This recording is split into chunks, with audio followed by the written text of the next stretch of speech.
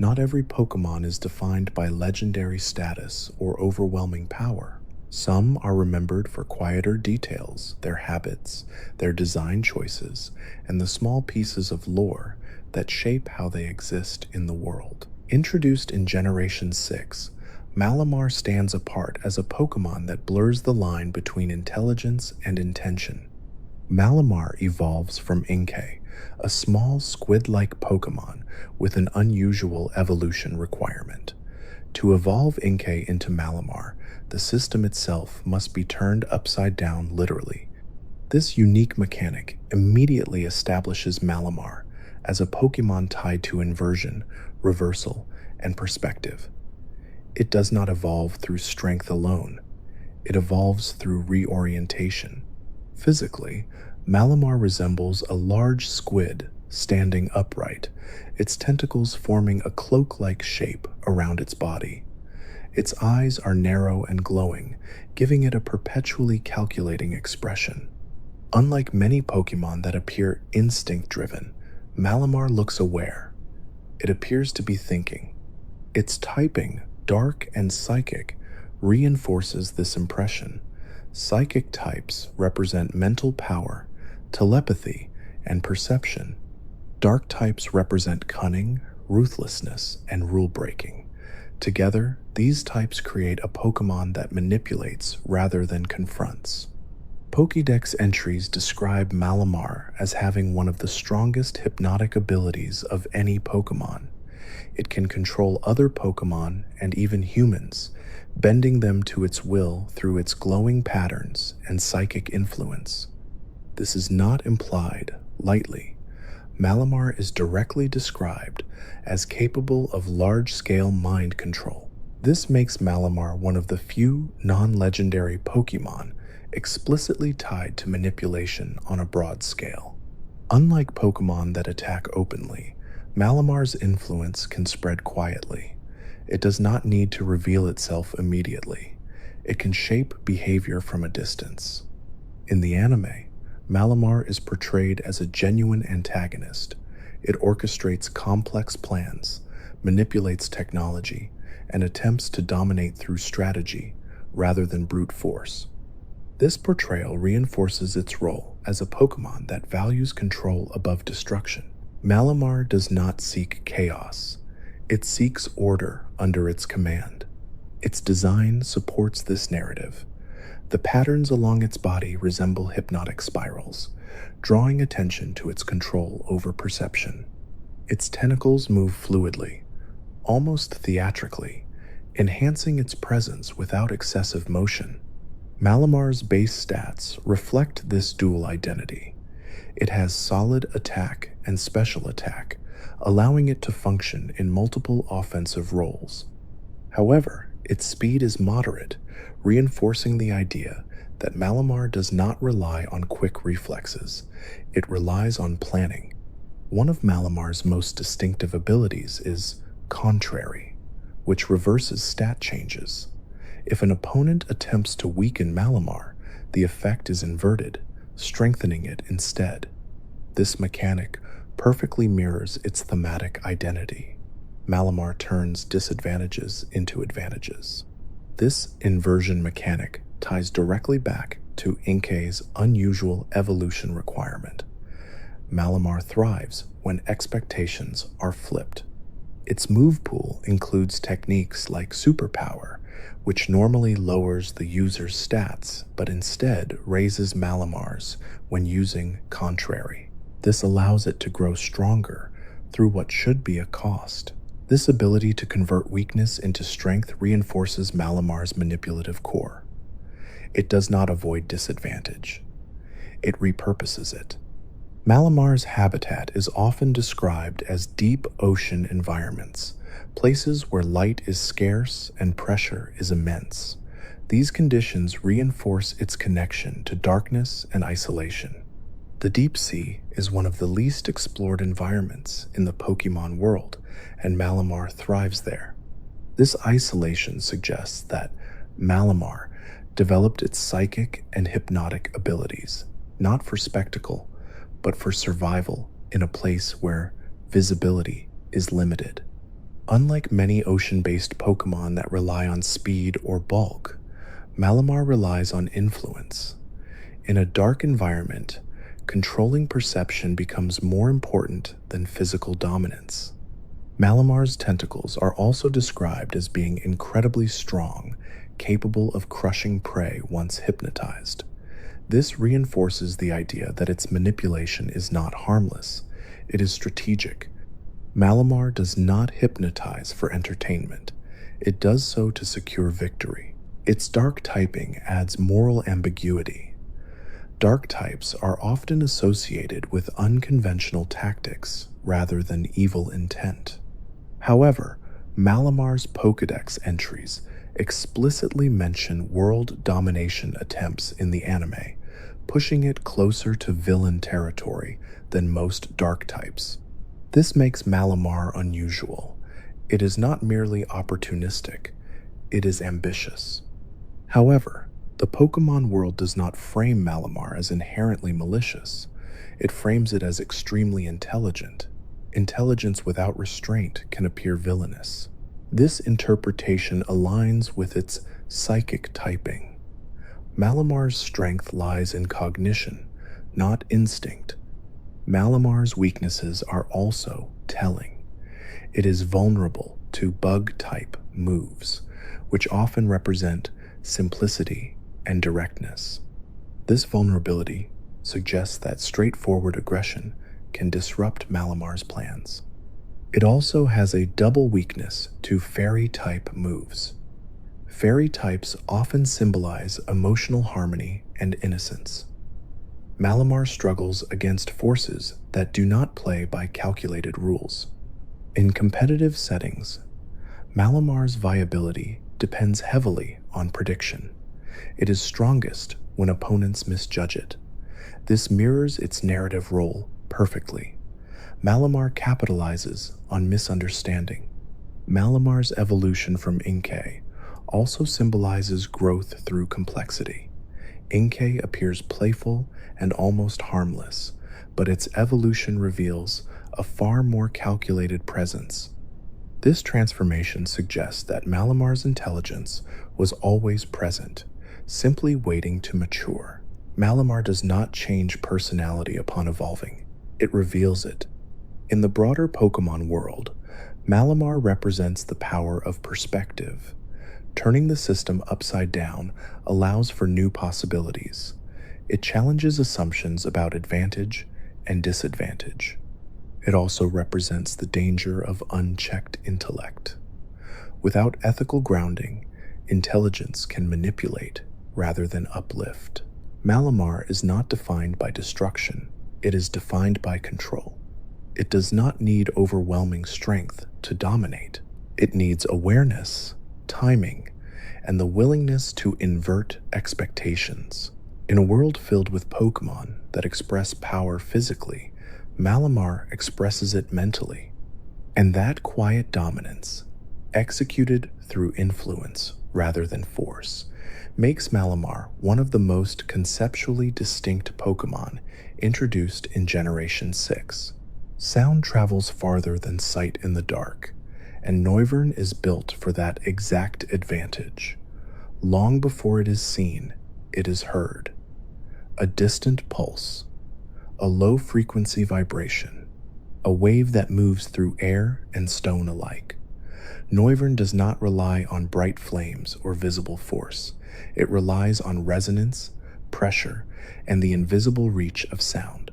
Noivern was introduced in Generation 6 as a flying and dragon-type Pokémon. Its evolutionary line begins with Noibat, a small bat-like creature that survives through echolocation and agility.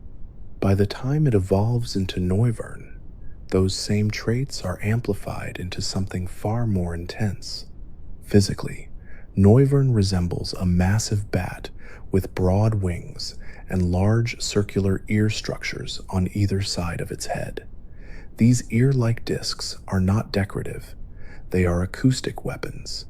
According to Pokédex entries, Noivern can emit ultrasonic waves powerful enough to shatter rock and incapacitate opponents instantly.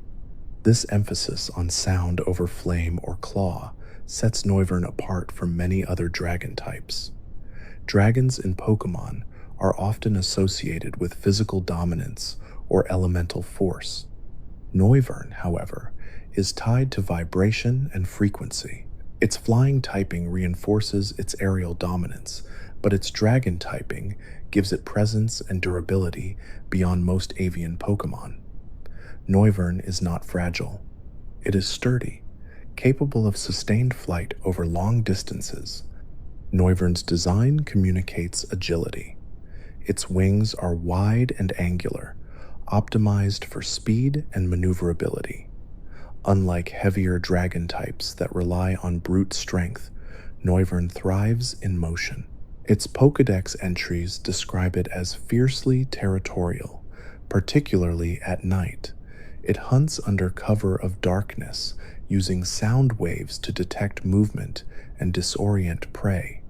This makes Noivern a predator that does not need light to succeed. Darkness is not a disadvantage for Noivern. It is an advantage. Noivern's echolocation is one of its defining biological features. It sends out waves and interprets the returning signals with precision. This allows it to detect obstacles, track targets, and navigate caves or forests with ease. This heightened awareness suggests intelligence. Noivern must process complex auditory information constantly. It is not simply reacting, it is calculating. In battle, Noivern's stats emphasize speed and special attack. It strikes quickly, often before opponents can respond. Moves like Boom Burst, a powerful sound-based attack, reflect its reliance on vibration as a weapon. Boom Burst is not subtle. It is overwhelming. It represents Noivern's ability to convert invisible energy into visible damage. Noivern's abilities, such as Infiltrator, allow it to bypass barriers like Reflect and Light Screen. This reinforces its identity as something that cannot be easily blocked. Sound travels through obstacles. Walls are not enough.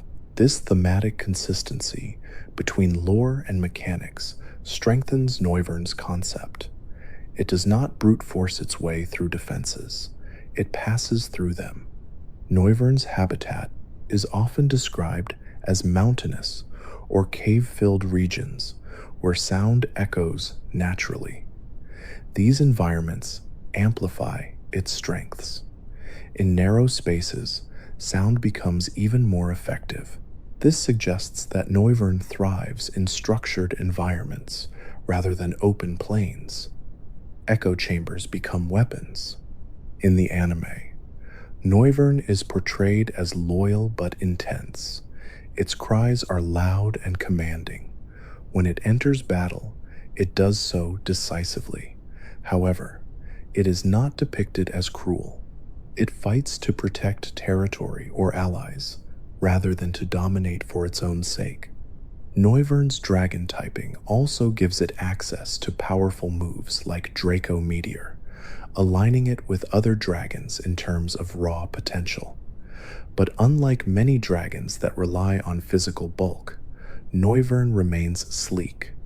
This contrast makes Noivern feel modern rather than ancient.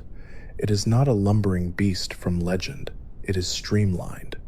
Noivern's evolutionary requirement from Noibat also reinforces growth through training.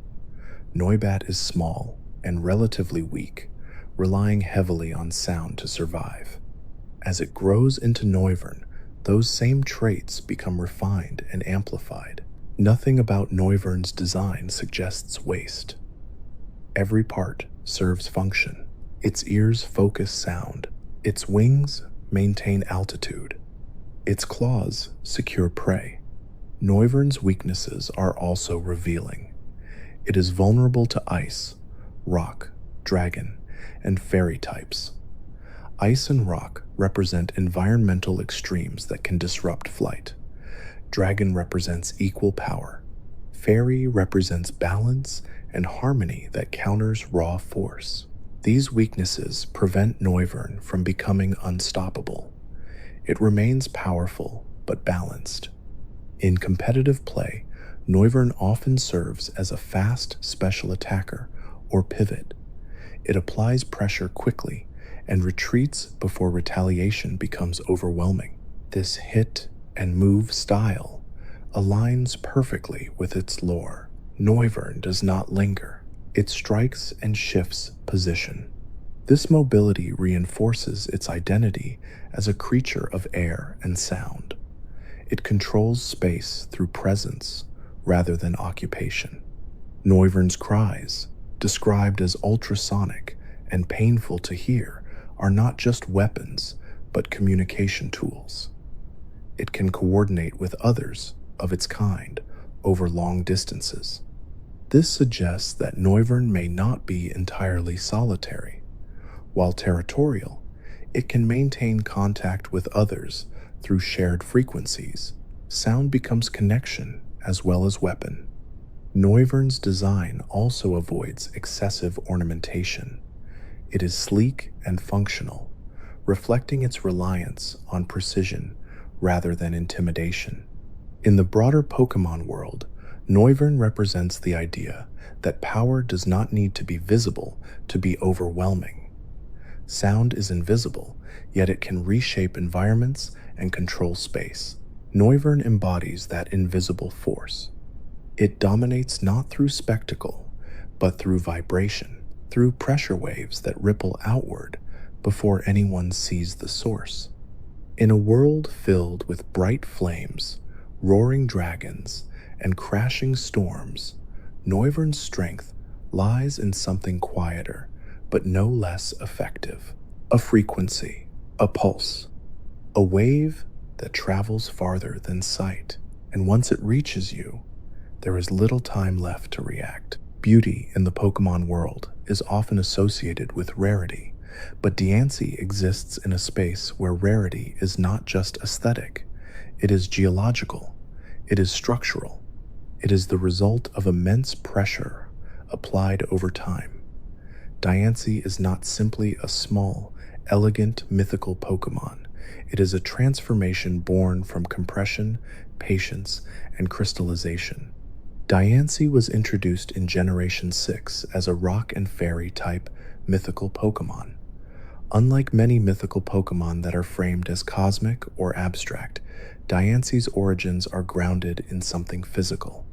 According to its lore, Diancie is a sudden mutation of Carbink, a small rock and fairy type Pokémon found deep underground. This mutation is not portrayed as random. It is described as rare, occurring under specific conditions deep within the earth, where pressure and minerals combine in precise ways. Diancie is not an evolution achieved through experience or items.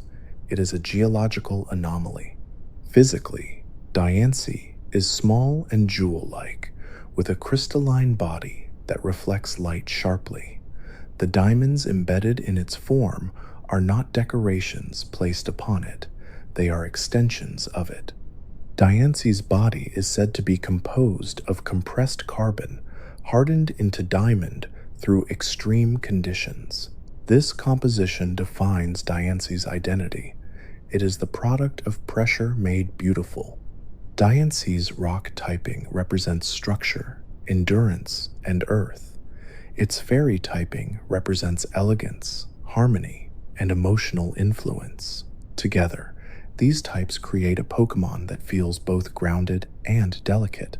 Its Pokédex entries describe Diancie as capable of creating diamonds instantly by compressing carbon in the air.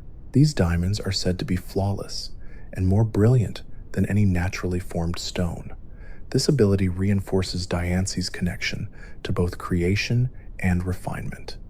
However, these diamonds are not described as weapons. They are treasures. Diancie does not use them primarily to attack, but to share and display. This generosity appears in its portrayal within the anime, where Diancie is depicted as a princess-like figure responsible for sustaining a kingdom. In its debut film appearance, Diancie is shown protecting a subterranean realm of Carbink. Its role is not destructive, it is protective. This protective instinct aligns with its fairy typing. Diancie does not seek conflict, it maintains balance within its environment. Despite its delicate appearance, Diancie's body is incredibly durable. Diamonds are among the hardest natural substances. This physical resilience contrasts with its small stature. In battle, Diancie's stats reflect this duality. It has balanced defensive and offensive capabilities, allowing it to both endure and retaliate effectively. It is not overwhelmingly fast, nor is it fragile. Its signature move, Diamond Storm, emphasizes controlled brilliance. The attack does not simply deal damage, it can also raise Diancie's defense, reinforcing the idea that offense and defense are intertwined. Diancie does not shatter easily. Its fairy typing gives it resistance to dark and dragon types, symbolically suggesting that elegance and refinement can withstand chaos and raw power. However, Diancie is vulnerable to common types like water, grass, ground, and steel. This vulnerability keeps it balanced within the ecosystem. Even diamonds can crack under the right conditions. Diancie's origin as a mutated Carbink is central to its narrative. Carbink are small, faceless, and numerous. Diancie is singular and radiant. The transformation is not evolutionary in the traditional sense. It is exceptional. This rarity gives Diancie a sense of responsibility. It is not simply different, it is elevated. Diancie's mega evolution further amplifies this concept. In mega form, its diamonds grow more elaborate, and its offensive power increases dramatically. This transformation emphasizes refinement taken to its peak. However, mega evolution is temporary. Diancie cannot sustain that amplified state indefinitely. This limitation reinforces the idea that brilliance must be balanced with endurance. Diancie's habitat deep underground suggests isolation. It exists far from the surface, away from sunlight and open skies. This seclusion reinforces its rarity. Diancie is not meant to be encountered casually. Its subterranean existence also aligns with its rock typing. It belongs to the earth rather than the sky. Diancie's connection to Carbink also suggests community. While Diancie itself is rare, it is surrounded by others of its origin species. It does not stand entirely alone. It remains tied to its beginnings. This connection prevents Diancie from feeling detached or superior. It remains part of a larger structure. Diancie's ability to create diamonds instantly introduces an interesting economic implication within the Pokémon world.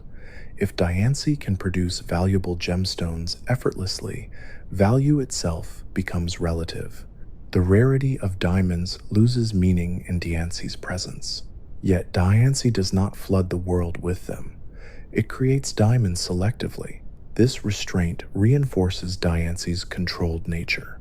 Power is not used recklessly. In competitive settings, Diancie's combination of rock and fairy typing allows it to function in both offensive and defensive roles. Its versatility mirrors its lore as both guardian and creator. Diancie's appearance, with its gown-like lower body and gemstone crown, evokes royalty without aggression. It is regal, but not domineering. This subtle presentation makes Diancie feel dignified rather than imposing. In the broader Pokémon world, Diancie represents the beauty that emerges from stress and pressure. It is a reminder that transformation does not always require external influence. Sometimes it requires time and compression. Diancie does not seek recognition. It reflects light quietly. Its presence is calm, controlled, and precise. In a world filled with roaring dragons and titanic guardians, Diancie stands apart, not because it is louder or stronger, but because it is refined. It does not burn. It does not thunder. It crystallizes. And in that crystallization, Diancie becomes one of the most conceptually elegant Pokemon introduced in Generation 6. Size can be misleading in the Pokemon world. Some of the smallest Pokemon carry roles that are far larger than their appearance suggests, and Cutiefly exists firmly in that category. It does not dominate through strength or spectacle. It moves quietly, gathering, sensing, and carrying pieces of the world that others overlook. Cutiefly was introduced in Generation 7 as a bug and fairy type Pokemon. At first glance, it appears extremely fragile. Its body is tiny, almost weightless in proportion, with delicate wings and large eyes that take up much of its face. It resembles a floating speck of light more than a battler. But Cutiefly's identity is not built around battle. It is built around collection.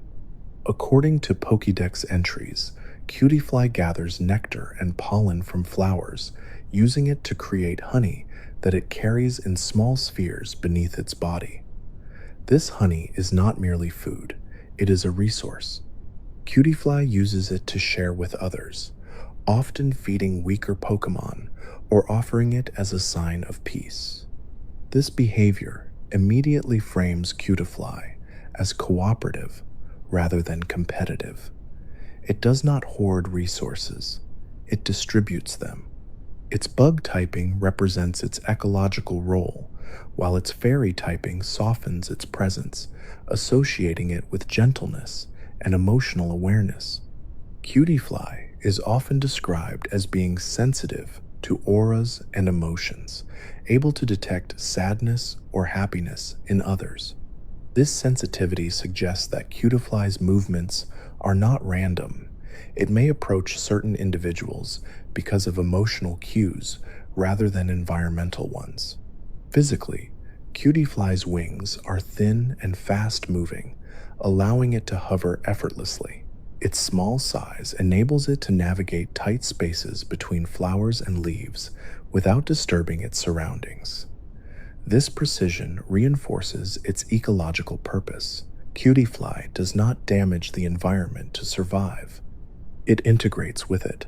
Its Pokédex entries also mention that Cutiefly's honey can restore energy and improve mood. This detail aligns perfectly with its fairy typing. Fairy Pokemon often represent balance and emotional harmony, and Cutiefly contributes to that balance in subtle ways. Unlike many bug-type Pokemon that evolve quickly into aggressive forms, Cutiefly evolves into Ribombee, a Pokemon that retains its elegance and supportive role. The evolutionary line is consistent. Cutiefly does not transform into something dramatically different in philosophy. It refines its purpose. In battle, Cutiefly's stats are modest. It is not built for endurance or raw power. However, it has decent speed and access to supportive moves that allow it to disrupt opponents or assist allies. Moves like Stun Spore and Sweet Scent reflect its connection to pollen and nectar.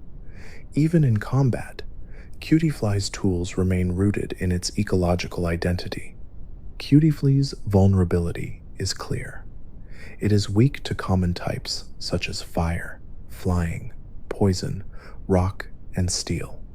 These weaknesses reinforce its fragility. It cannot afford reckless confrontation. This vulnerability makes Cutiefly reliant on awareness and timing, rather than brute strength. In the anime, Cutiefly is portrayed as curious and observant. It often flutters near flowers or people quietly, rarely drawing attention to itself. Its presence is subtle but comforting. Cutiefly's design avoids harsh edges or intimidating features. Everything about it communicates softness. Even its eyes are rounded, reflecting light gently. This design choice reinforces its thematic role as a Pokemon of small gestures rather than dramatic actions. Cutie Fly's ability, Honey Gather, further emphasizes its identity. While not always mechanically impactful in battle, it reinforces the idea that Cutie Fly contributes resources outside of combat. This focus on non-combat utility distinguishes Cutie Fly from many Pokémon introduced in earlier generations. It reminds players that not all Pokémon exist primarily for battle. Cutie Fly's habitat often includes meadows, gardens, and forests filled with flowering plants. These environments are vibrant and alive, reinforcing Cutie Fly's connection to growth and renewal. Unlike predatory bug types, Cutie Fly does not rely on stealth or aggression. It thrives in open, colorful spaces. Its fairy typing also gives it resistance to dark and fighting types, symbolically suggesting that innocence and kindness can withstand aggression.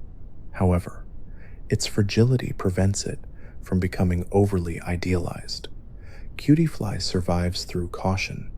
In competitive play, Cutie Fly is rarely dominant due to its low base stats, but in early stages of play, it can function as a utility Pokémon, spreading status effects and supporting teammates.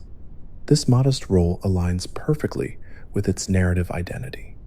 Cutie Fly is not the centerpiece of a team. It is part of the ecosystem. Cutie Fly's emotional sensitivity also suggests a deeper awareness. Detecting auras implies perception beyond sight or sound. It senses what others cannot. This awareness may guide its movements. It might approach someone in distress or avoid someone agitated. This quiet empathy gives Cutie Fly a dimension rarely emphasized in battle-focused discussions. In the broader Pokémon world, Cutie Fly represents contribution without dominance. It is small, but it matters. Its presence in Alola, a region known for its vibrant biodiversity and cultural emphasis on harmony, feels natural. Cutie Fly fits into that world seamlessly. It does not demand attention. It drifts. It gathers. It shares. Cutie Fly's identity is not defined by power spikes or dramatic evolution arcs. It is defined by continuity, by the steady cycle of nectar to honey to nourishment. In a world filled with dragons, guardians, and titanic forces, Cutie Fly reminds players that ecosystems rely on the smallest participants as much as the largest. It does not burn landscapes or shatter mountains. It carries sweetness from one flower to the next, and in doing so, Cutie Fly becomes a quiet reminder that even the smallest movement can sustain something larger. Stillness is not always weakness. In the Pokémon world, movement is often associated with power, speed, and dominance. Yet Komala exists almost entirely in the opposite state. It sleeps. It remains quiet. It does not rush toward conflict or chase advantage. And yet, it survives comfortably in a world full of much louder creatures. Komala was introduced in Generation 7 as a pure, normal type Pokémon. At first glance, Komala seems unusually simple. It resembles a small koala clinging to a wooden log, its eyes closed at all times. Unlike most Pokémon, Komala is never shown awake. According to its Pokédex entries, it spends its entire life sleeping. This permanent state of sleep is not a weakness. It is a defining adaptation. Komala's relationship with the log it holds is central to its identity. The log is not decoration. It is an essential part of Komala's biology. Pokédex entries explain that Komala's body produces a special oil that seeps into the log, hardening it and making it extremely durable. Over time, the log becomes uniquely attuned to that specific Komala. This bond suggests that Komala's strength is externalized. While its body appears small and soft, the hardened log functions as both shield and tool. Komala fights, without ever fully waking, using the log as an extension of itself. This design choice reframes the concept of activity. Kamala does not need open eyes to act. It operates on instinct and reflex. Kamala's ability, comatose, reinforces this theme mechanically. Comatose causes Kamala to always be treated as if it is asleep, while preventing it from suffering other status conditions like poison, burn, or paralysis. In battle, this makes Kamala uniquely stable. It cannot be disrupted by common tactics. This immunity suggests resilience through detachment. Kamala is not easily shaken because it never fully engages in the first place. Its normal typing reflects its grounded nature. Kamala is not associated with elemental extremes. It does not breathe fire or manipulate psychic energy. It endures through simplicity. In the wild, Kamala is described as clinging to its log constantly, even while eating or battling. It rarely releases it. This attachment suggests that the log is more than equipment. It is part of Kamala's identity. Without the log, Kamala would be vulnerable. This dependence introduces a subtle vulnerability. Kamala's stability is tied to one object. If that object were removed or damaged, Kamala's survival strategy would be compromised. Yet the Pokédex emphasizes how durable the log becomes over time, infused with Kamala's oil. This adaptation compensates for the vulnerability. Kamala's Pokédex entries also mention that it rarely changes logs. Once it forms a bond with one, it keeps it for life. This long-term attachment reinforces themes of consistency and routine. Kamala does not seek novelty. It prefers familiarity. In battle, Kamala's stats are modest but balanced. It has respectable attack and decent speed, allowing it to function offensively when necessary. However, it lacks overwhelming power. This balance aligns with its identity. Kamala does not dominate. It survives. Moves like wood hammer or slam reflect its reliance on physical strikes using the log rather than its own claws or teeth. Even in combat, the log remains central. Kamala's immunity to status conditions through comatose makes it unpredictable. Opponents expecting to disrupt it with sleep or poison tactics find those strategies ineffective. This resistance to disruption mirrors its personality. Kamala does not respond to chaos with panic. It continues sleeping. In the anime, Kamala is portrayed as calm and largely indifferent to its surroundings. Even in stressful situations, it remains asleep. Its movements are minimal and efficient. This portrayal reinforces its identity as a Pokemon that conserves energy. It does not waste motion. Kamala's habitat is often described as forests and wooded areas, particularly in Alola. These environments provide abundant trees and natural cover, allowing Kamala to remain undisturbed. Its preference for quiet habitats aligns with its permanent sleep state. Kamala thrives in environments that do not demand constant alertness. Unlike many Pokemon that evolve into larger or more complex forms, Kamala does not evolve at all. It exists in its final form from the start. This lack of evolution reinforces the idea that Kamala is already optimized for its lifestyle. It does not need transformation to survive. Kamala's weaknesses to fighting-type moves reflect its reliance on physical object-based defense. Direct, forceful attacks can break through its calm exterior. However, its ghost-type immunity due to normal typing also provides interesting defensive utility. Kamala is unaffected by certain intangible threats, reinforcing its resilience.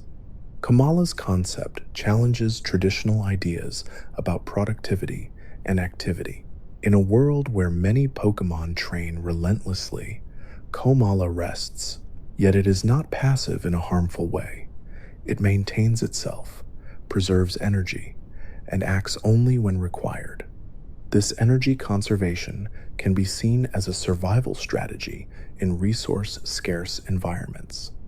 Komala's oil secretion, which hardens its log, suggests long-term preparation rather than immediate reaction.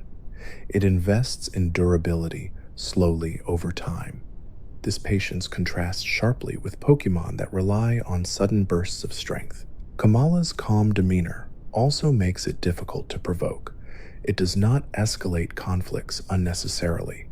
In competitive play, Kamala is rarely central to top-tier strategies. However, its unique ability can create unexpected advantages. Its consistency makes it reliable. Kamala's simplicity is deliberate. It does not carry complex lore or dramatic backstory. Its strength lies in its routine. In the broader Pokemon world, Komala represents the idea that survival does not always require constant effort. Sometimes, stability is enough. It does not roar. It does not blaze. It clings quietly to what it knows and endures. Komala's presence reminds players that not all Pokemon are built for spectacle. Some are built for stillness. And in that stillness, Kamala finds a way to persist in a world that rarely slows down. Wisdom in the Pokemon world is rarely loud. It does not rush into battle or announce itself through spectacle. It observes, waits, and speaks only when necessary. Oranguru fits into that quieter category of Pokemon whose strength is measured less in speed or force and more in patience and perspective. Oranguru was introduced in Generation 7 as a normal and psychic-type Pokemon. At first glance, Oranguru appears unassuming. Its body is covered in white fur, its posture relaxed, and its movements slow and deliberate. It carries a large fan made of leaves, often using it to gesture subtly rather than aggressively. But Oranguru's calm exterior hides a sharp mind. According to Pokédex entries, Oranguru lives deep within forests, far from heavy human activity. It spends much of its time meditating, studying its surroundings, and observing the behavior of other Pokémon. Rather than hunting frequently or competing for dominance, Oranguru analyzes patterns. This analytical nature defines its psychic typing. Oranguru is not described as flashy or explosive with its psychic abilities. Instead, it uses telepathy and telekinesis in controlled, efficient ways. Its normal typing grounds it. Oranguru is not abstract or alien in its presence. It belongs to the forest physically, even if its mind extends further. Oranguru's Pokédex entries also describe it as highly intelligent, capable of understanding complex commands, and even using tools. It can command other Pokémon to perform tasks, acting almost like a strategist within the ecosystem. This ability to direct others sets Oranguru apart from most non-legendary psychic types. It does not just predict, it instructs. In the wild, Oranguru is known to act as a sort of teacher or overseer, helping younger Pokemon survive by guiding them away from danger. This protective role reinforces its identity as a stabilizing presence rather than a competitive one. Unlike aggressive Pokemon that dominate territory physically, Oranguru maintains influence through knowledge. Its leaf fan is more than decoration. It serves practical purposes, from signaling to shading itself while meditating. This small detail emphasizes Oranguru's reliance on tools rather than raw physical strength. In battle, Oranguru's stats reflect its thoughtful design. It is not fast. It does not rely on overwhelming attack or special attack stats. Instead, it excels in supportive roles. One of Oranguru's signature moves, Instruct, allows it to command an ally to repeat its last move immediately. This is one of the clearest mechanical reflections of its lore. Oranguru does not always act directly. It empowers others. This support-focused identity makes Oranguru particularly effective in double battles, where coordination matters more than individual dominance. Oranguru's abilities, such as inner focus or telepathy, further reinforce its mental discipline. It is difficult to disrupt or manipulate. Oranguru's weaknesses to bug and dark types also carry symbolic weight. Bug types represent instinct and simplicity, often overwhelming through numbers. Dark types represent manipulation and unpredictability. These forces challenge Oranguru's structured intellect. Despite its intelligence, Oranguru is not immune to chaos. In the anime, Oranguru is portrayed as patient and slow to anger. It rarely engages unless provoked. When it does, it uses its psychic abilities precisely rather than explosively. This restraint aligns with its meditative lifestyle. Oranguru does not seek constant stimulation. It values stillness. Its habitat deep in forests further reinforces this. Oranguru chooses environments that support quiet observation rather than conflict.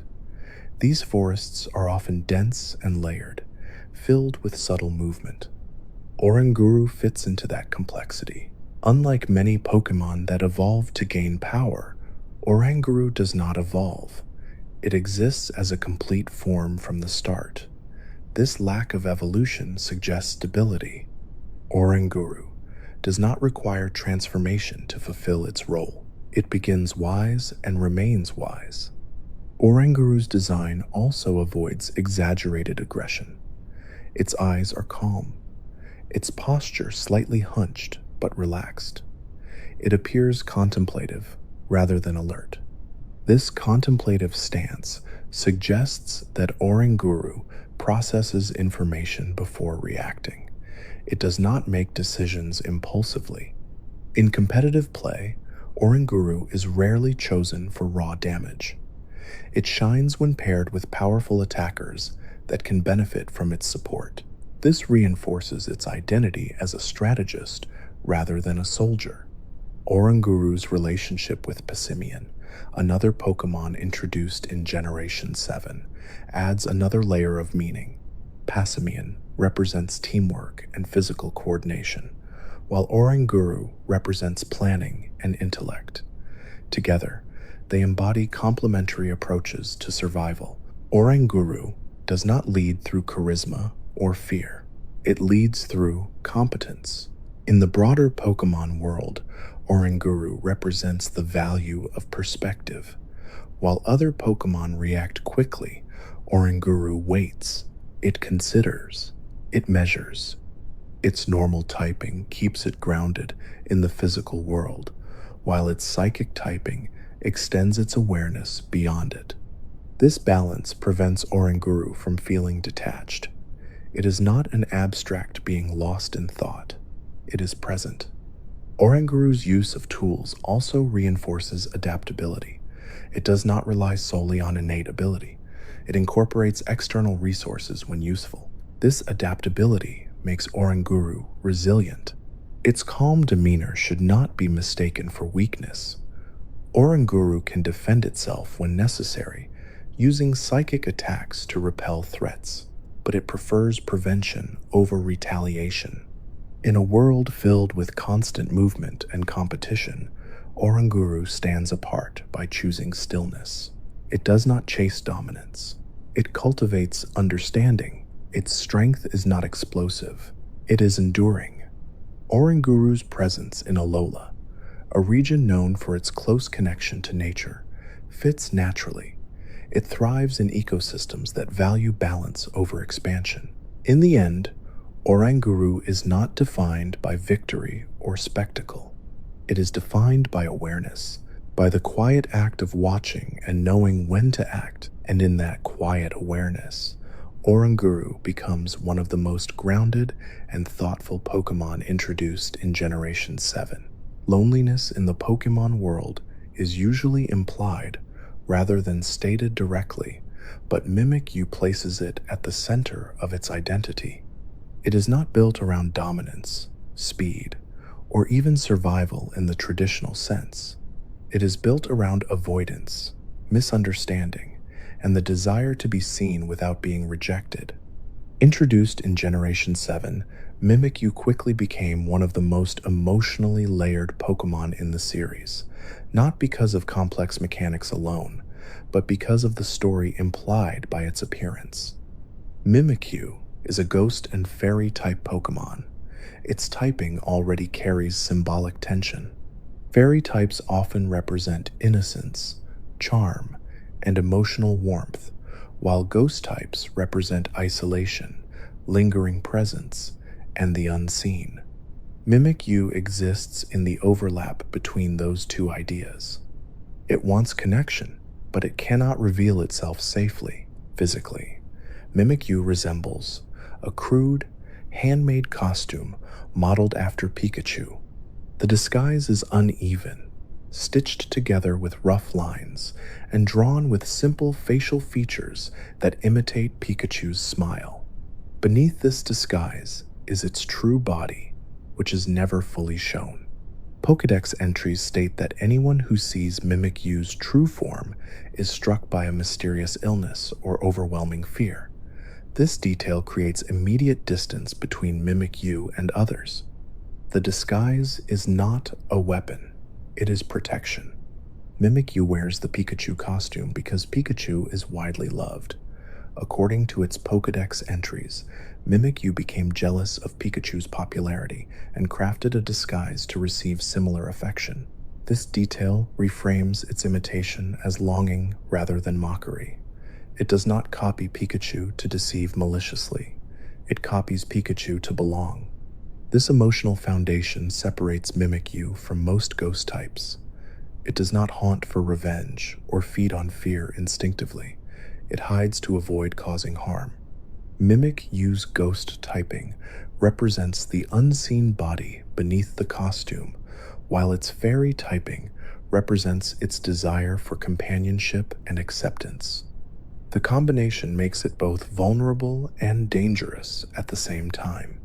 In battle, Mimikyu's ability, Disguise, reflects its lore perfectly. The first time it is hit by an attack, the costume absorbs the damage, breaking apart but leaving Mimikyu unharmed. This mechanic symbolizes the role of the disguise as a shield. It allows Mimikyu to withstand initial contact without exposing itself. Once the disguise breaks, Mimikyu becomes vulnerable. This mechanic reinforces its narrative identity. Mimic, you can only hide for so long. Eventually, the costume tears. Its stats emphasize balanced defense and speed rather than overwhelming power. Mimikyu is capable of striking quickly and effectively, but it is not excessively bulky.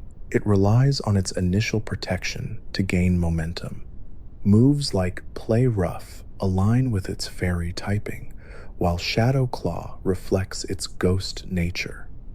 This blend of moves reinforces the tension between innocence and danger. In the anime, Mimikyu is portrayed with a mix of humor and sadness.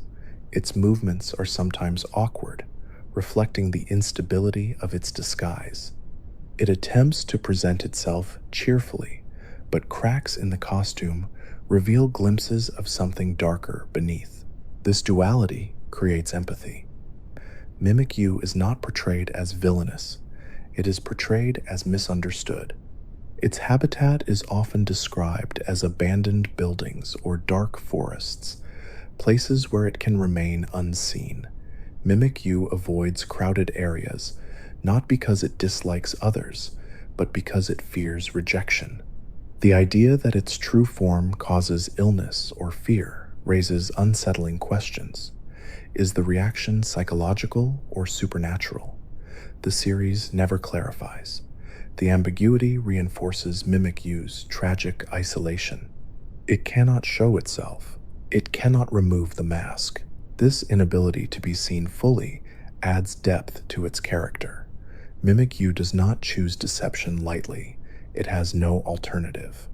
Unlike many Pokemon that evolve into larger or more powerful forms, Mimikyu does not evolve at all. It remains in this state permanently. There is no transformation that resolves its identity conflict.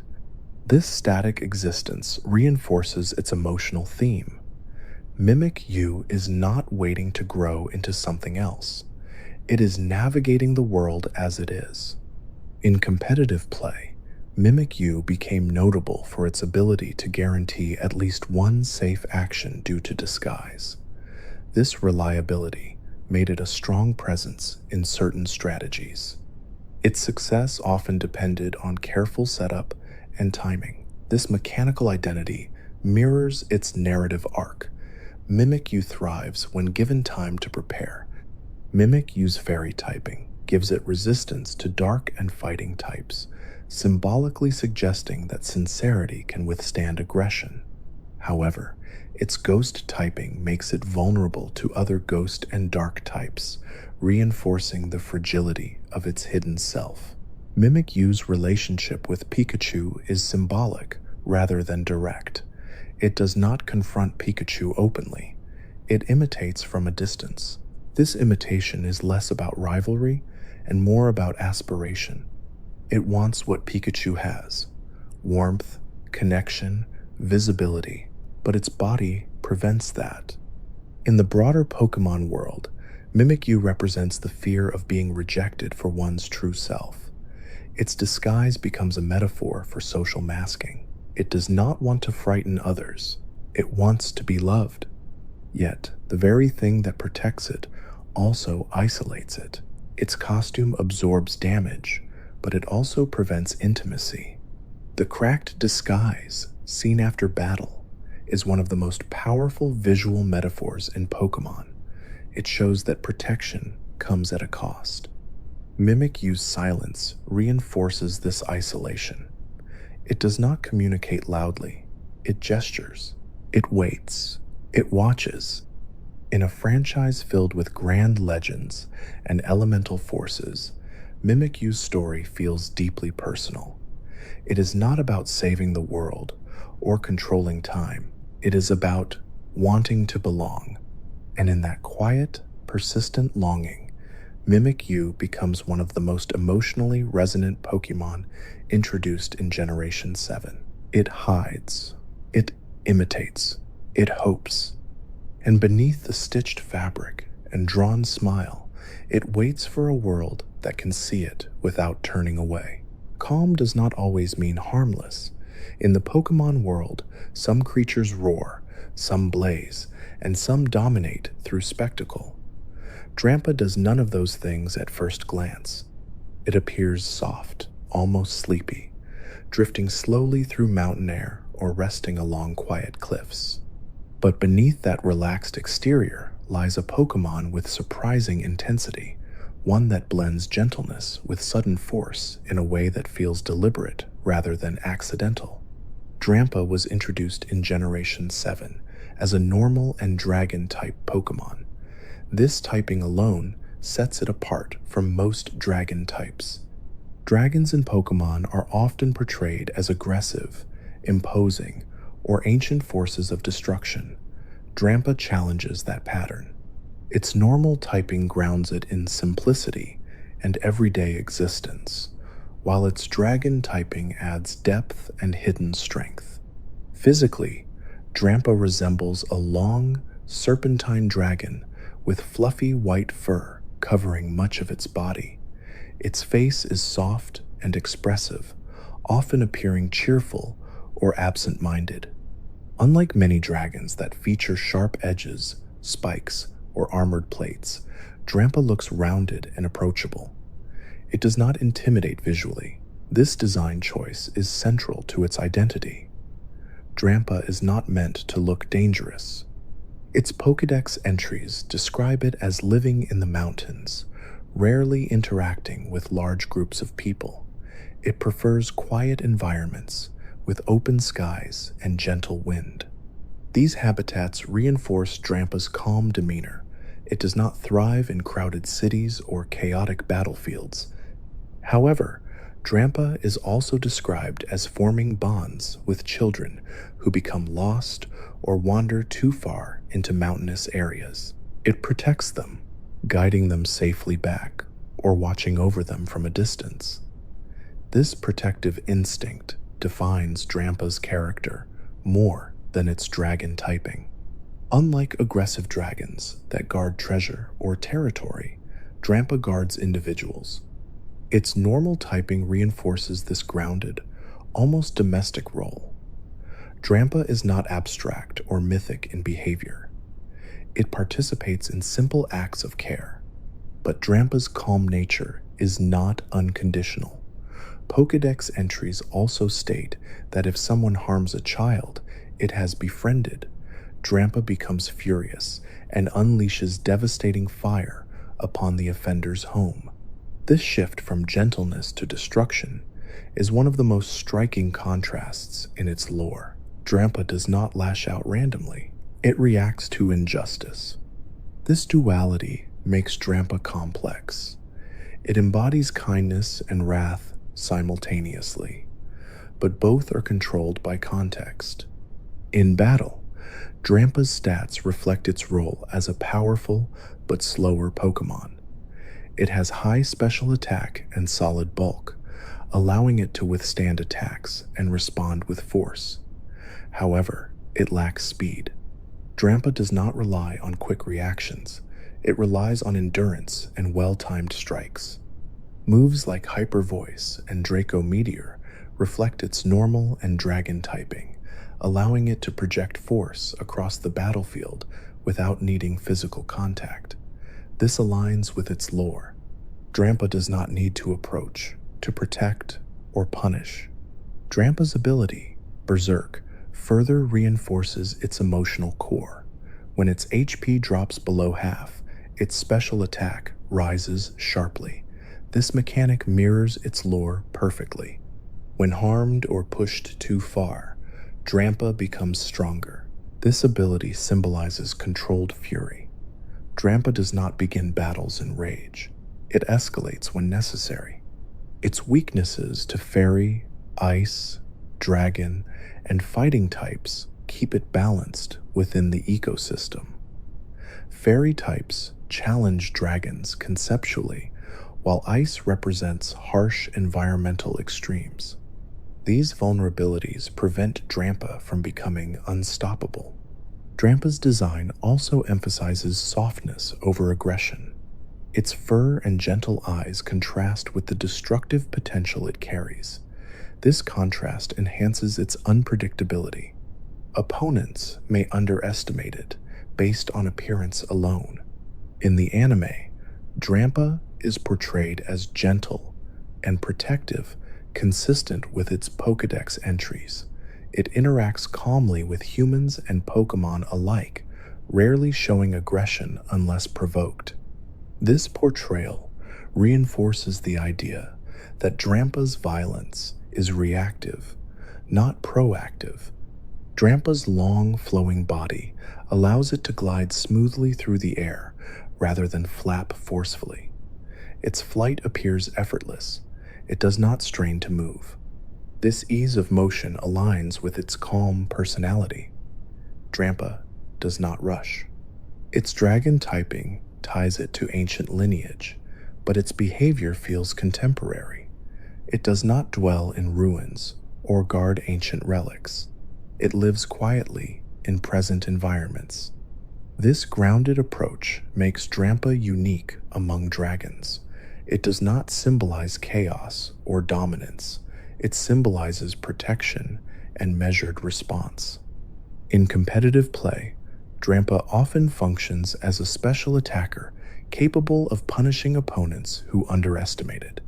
Its ability to hit hard after taking damage makes it effective in prolonged battles. This durability mirrors its lore. Drampa absorbs harm before responding. Drampa's normal typing also grants it immunity to ghost-type moves, symbolically suggesting that it is unaffected by certain intangible threats. It remains grounded. This immunity reinforces its stability. Drampa is not easily shaken by unseen forces. In the broader Pokemon world, Drampa represents quiet guardianship. It does not seek attention or praise for its protective actions. It watches, it waits, it intervenes when necessary. Drampa's emotional balance defines it more than any stat or move. It demonstrates that strength does not require constant display. It shows that gentleness and power are not opposites, they coexist. In a world filled with dragons that roar and dominate skies, Drampa drifts. It does not compete for spectacle, it embodies patience. And when that patience is tested, it responds not with chaos, but with controlled force. Drampa's story is not about conquest, it is about responsibility, about knowing when to stay calm and when to act. And in that balance, Drampa becomes one of the most quietly compelling dragon types introduced in Generation 7. There are Pokemon that feel instinctive, shaped by natural forces and driven by survival. Then there are Pokemon like Claydol, which feel deliberate. It does not seem born in tall grass or deep ocean currents. It feels assembled. It feels intentional. Introduced in Generation 3 as a ground and psychic type Pokemon, Claydol carries with it the weight of something ancient and constructed rather than wild and reactive. Claydol evolves from Baltoy, a smaller Pokemon inspired by clay figurines. Baltoy spins constantly, balanced on a single point, resembling ceremonial dolls found in ancient ruins. When it evolves into Claydol, that design influence becomes more pronounced. Claydol's body expands outward into a symmetrical, floating structure with multiple arms, evenly spaced markings, and glowing eyes that stare forward without blinking. This symmetry is not accidental. It reinforces Claydol's artificial origin. According to multiple Pokédex entries, Claydol was created by an ancient civilization tens of thousands of years ago. The entries describe mysterious rays or rituals that infused psychic energy into clay figures, bringing them to life. Unlike most Pokemon that emerge through natural, evolutionary processes, Claydol is framed as something deliberately animated. Its ground typing is literal. Claydol is made of earth. Its body is clay hardened into shape, but its psychic typing represents the force that allows it to move, hover, and think. Without that psychic energy, it would simply be a statue. The combination of these two types creates a Pokemon that is both physical and metaphysical at the same time. Claydol does not walk, it floats. This is one of the most important visual cues about its identity. Despite being made of clay, it does not remain bound to the ground. Instead, it levitates constantly, suspended by psychic force. This levitation is more than aesthetic. It is reflected mechanically through its levitatability, which makes it immune to ground-type moves. For a ground-type Pokemon to float above the earth is a contradiction, and Claydol embodies that contradiction fully. This paradox fits its lore. Claydol was created to guard and protect ancient ruins. It is said to have stood watch for centuries, even millennia, without rest. The idea of a clay construct remaining active long after its creators vanished gives Claydol a unique sense of persistence. It is not alive in the biological sense. It continues because it was designed to continue. Claydol's face is expressionless. Its eyes glow, but they do not widen or narrow. It does not smile or frown. This lack of visible emotion reinforces the idea that Claydol is purpose-driven. It does not react emotionally to events around it. It performs a function. In battle, Claydol's stats emphasize balance and durability rather than explosive power. Its defense and special defense are solid, allowing it to absorb attacks. Its special attack is respectable, enabling it to retaliate effectively. It is not particularly fast, nor does it rely on overwhelming physical strength. Claydol operates steadily. Moves like Earth, Power, and Psychic are natural extensions of its typing, representing its control over both Earth and mental force. But Claydol also learns supportive moves such as Reflect, Light Screen, and Stealth Rock. These moves reinforce its guardian identity. It does not simply attack, it fortifies. The fact that Claydol can set up barriers for its team mirrors its ancient role as a protector of ruins. It shields others just as it once shielded temples or relics. Claydol's weaknesses also add nuance to its design. It is vulnerable to water, grass, ice, ghost, dark, and bug type moves. These types represent forces that can erode clay, disrupt psychic energy, or exploit its artificial nature. Claydol is resilient, but it is not invincible.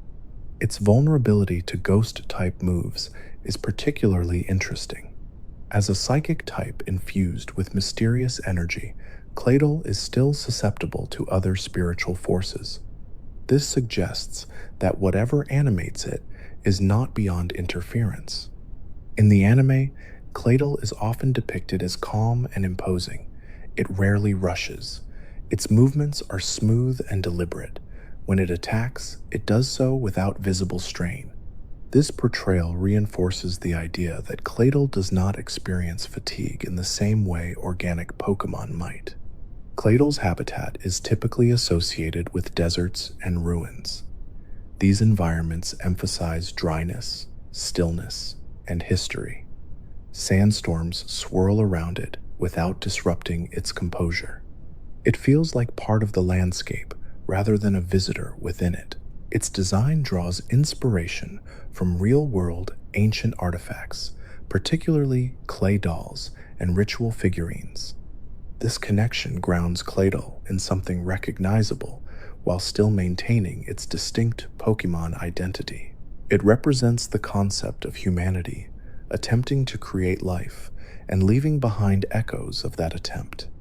Claydol's evolution from Baltoy also reflects growth through refinement rather than transformation of personality. Baltoy spins constantly, perhaps representing energy without direction. Claydol, in contrast, hovers steadily, its movement controlled and purposeful. The evolution feels like a transition from motion to mastery. Unlike many Pokémon that evolve through battle experience alone, Baltoy evolves at a specific level, suggesting gradual strengthening of the psychic force within it. Claydol is not rushed into existence. It emerges when the foundation is stable. In competitive play, Claydol has often filled niche roles rather than dominating tiers. Its access to rapid spin allows it to clear entry hazards from the battlefield, supporting its team indirectly.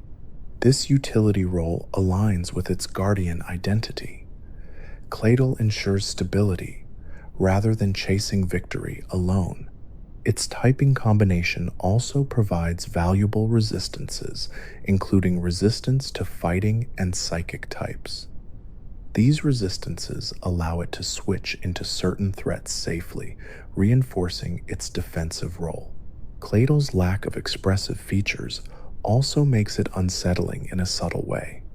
It does not blink, it does not breathe visibly, it simply hovers.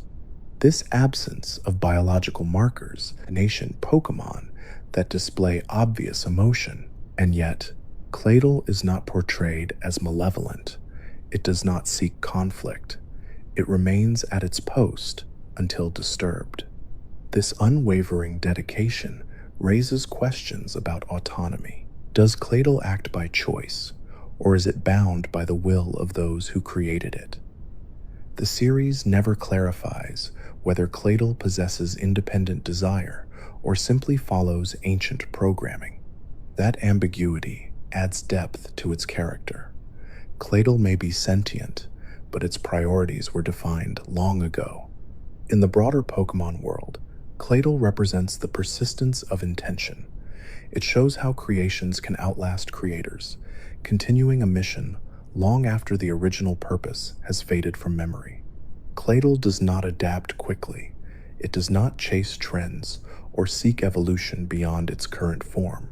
It remains consistent. Its psychic typing also allows it to manipulate objects telekinetically, reinforcing the idea that its clay body is merely a vessel for a greater force. The energy within is what truly defines it. Despite being constructed, Claydol fits naturally into the ecosystem. It does not disrupt balance. It simply exists within it, a reminder of ancient civilizations that once shaped the world. Claydol's calm presence contrasts sharply with more aggressive psychic types. It does not overwhelm with dazzling displays. It maintains order. There are Pokémon that rely on speed to overwhelm opponents, and others that rely on sheer durability to outlast them. Lurantis does neither in the obvious way. It succeeds by blending into its environment so completely that it becomes indistinguishable from the scenery. Introduced in Generation 7 as a pure, grass-type Pokémon, Lurantis represents patience shaped into a strategy. Lurantis evolves from Fomantis, a small, sprout-like Pokémon that resembles a mantis disguised as a leaf. At first glance, Fomantis appears to be a plant, imitating an insect. But when it evolves into Lurantis, that illusion becomes more complex. Lurantis is actually inspired by the orchid mantis, an insect that disguises itself as a flower to lure prey. This inversion is important. Lurantis is not a plant pretending to be an animal. It is an animal pretending to be a plant. This reversal defines its identity. Lurantis's design emphasizes elegance. Its body is slim and upright, with petal-like blades extending from its arms, and a flower-shaped head that appears delicate. Its coloration, soft pinks and greens, allows it to blend seamlessly into blooming fields. Unlike many grass types that feel rooted or stationary, Lurantis looks agile and precise. According to Pokédex entries, Lurantis spends long periods standing motionless among flowers, prey, and even other Pokémon, often mistake it for part of the landscape. When something approaches within reach, Lurantis strikes with sharp, scythe-like petals. This hunting method relies entirely on patience. Lurantis does not chase prey. It invites it closer. Its grass typing reflects its camouflage and connection to plant life, but Lurantis does not behave like a passive plant. It is deliberate and predatory. This combination of beauty and calculation makes it conceptually distinct among grass types. In battle, Lurantis has solid attack and respectable bulk, but it is not particularly fast. This reinforces its theme of preparation rather than reaction. Lurantis does not rely on striking first. It relies on striking correctly. One of its most defining mechanics is its potential access to the ability Contrary. Contrary reverses stat changes. Moves that would normally lower Lurantis's stats instead raise them. For example, Leaf Storm typically lowers special attack after use. With Contrary, Lurantis's special attack increases instead. This mechanic mirrors its deceptive nature. What appears to weaken it actually strengthens it. Opponents expecting gradual decline are met with growth. This inversion fits perfectly with Lurantis's design philosophy. It thrives when assumptions are wrong. Its signature move, Solar Blade, requires a turn of preparation under normal conditions before delivering a powerful slash. The move gathers sunlight before striking, emphasizing patience and stored energy. In bright sunlight, Solar Blade activates instantly, reinforcing Lurantis's synergy with its environment. Sunlight becomes fuel. Lurantis's weaknesses to fire, ice, flying, bug, and poison types reflect natural threats to both plants and insects. These weaknesses keep it grounded within the ecosystem. Despite its camouflage and strategy, it cannot survive every environment. Its defensive typing is simple, but its offensive potential grows under the right conditions. With proper setup, Lurantis can become surprisingly difficult to handle. In the anime, Lurantis is portrayed as calm and composed. It moves gracefully, almost like a dancer, its petal arms slicing through the air with controlled precision. It does not rush or thrash wildly. Even its attacks feel measured. This composure reinforces its identity as a Pokémon that relies on timing rather than impulse. Lurantis's habitat in Alola typically includes dense jungles and blooming gardens. These environments are filled with vibrant colors and abundant plant life, providing ideal camouflage. Among flowers, Lurantis is nearly invisible until it chooses to move. This invisibility is strategic, not accidental. Unlike many grass types that emphasize healing or support roles, Lurantis leans toward direct defense. It learns moves like Leaf Blade and X Scissor, reinforcing its scythe-like arms as weapons. It does not simply absorb sunlight. It converts it into precise force. Its evolutionary line also tells a story of refinement rather than transformation. Fomantis appears somewhat timid and fragile. Lurantis refines that same body plan into something sharp and deliberate. The evolution does not abandon camouflage. It perfects it. Lurantis's posture is upright, almost humanoid. This gives it a composed silhouette rather than a sprawling one. It does not crouch like many predatory insects. It stands. This upright stance adds to its deceptive elegance. It appears almost regal among flowers. In competitive play, Lurantis has often occupied niche roles due to its average speed and pure grass typing. However, when built around contrary and specific strategies, it can surprise opponents with sudden stat boosts. This unpredictability is central to its design. Lurantis does not dominate standard expectations. It rewards creative play. Its design also subtly challenges assumptions about grass types. Many grass Pokémon are associated with healing, growth, and nurturing environments. Lurantis reminds players that plants and flowers can conceal danger. Beauty does not negate capability. Lurantis's connection to sunlight through moves like Solar Blade reinforces the idea that it harnesses natural forces rather than creating its own. It depends on environment. It does not force change upon it.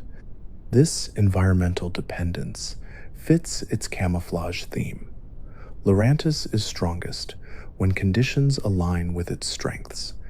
In the broader Pokémon world, Lurantis represents calculated stillness.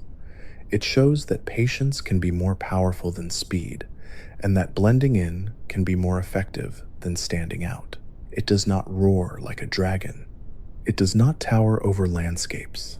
It stands quietly among petals, indistinguishable until the moment it acts. And when it acts, it does so with precision shaped by waiting. Lurantis embodies the idea that deception is not always malicious. Sometimes it is survival. Sometimes it is simply strategy. In a world where many Pokémon rely on visible displays of power, Lurantis thrives through subtlety. It blends, it waits, it gathers light, and when the opportunity appears, it strikes with a grace that feels almost effortless. That balance between elegance and calculation is what makes Lurantis one of the most thoughtfully designed grass types introduced in Generation 7.